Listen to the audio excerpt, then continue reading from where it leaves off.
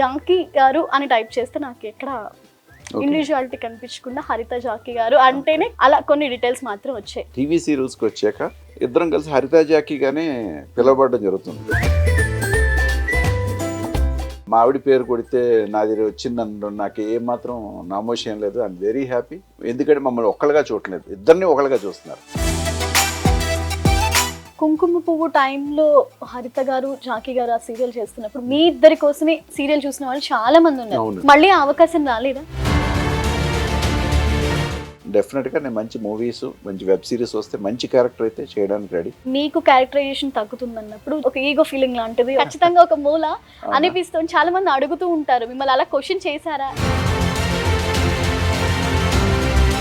మీ ఇద్దరు సెపరేట్ అని నేను అనుకోవట్లేదు, ఎవరికి పేరు వచ్చినా ఒకటే. ఫస్ట్ కెమెరాని ఫేస్ చేసినప్పుడు మీరు చెప్పిన ఫస్ట్ డైలాగ్ విజయభాస్కర్ డైరెక్ట్ చేసి ఒక ప్లేస్ అయితే గుంటూరులో ఒక చెట్టు కింద శోభన్ బాబు గారు అబ్బాయి అనుకునేవారు నన్ను. కోల ఫేసు ఇదంతా.